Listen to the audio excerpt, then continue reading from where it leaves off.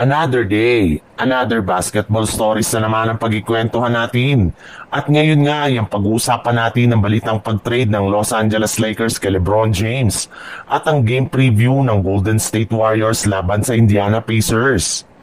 Dahil nga sa pagkapanalo ng Lakers kahapon laban sa Memphis Grizzlies, ay umangat na nga sa 4 wins at 2 losses ang kanilang kasalukuyang record sa standing ng Western Conference.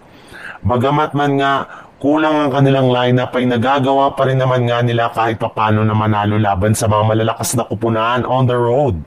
Kaya dahil nga dyan ay sinabi na nga ng isang NBA insider na mukhang oras na rin naman nga daw para sa Los Angeles Lakers na i-trade si LeBron James sa ibang kupunan.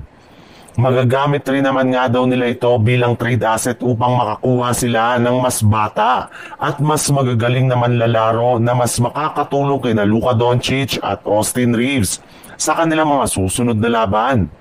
At isa nga sa mga trade na lumabas dito ay ang pag-offer nila kay LeBron James papunta sa New York Knicks para lamang makuha si Karl Anthony Towns na siyang magagamit nila bilang kanilang pinakabagong starting center sa kanilang lineup. Sa ibang balita naman, game preview ng Golden State Warriors laban sa Indiana Pacers.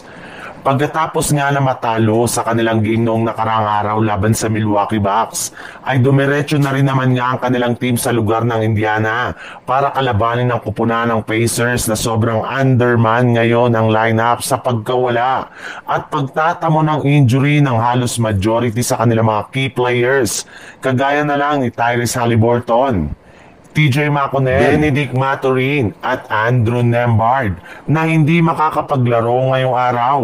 Kaya kahit man hawak ng Pacers ang home court ay deado pa rin naman nga dito ang kanilang team habang yamado naman dito ang Golden State Warriors.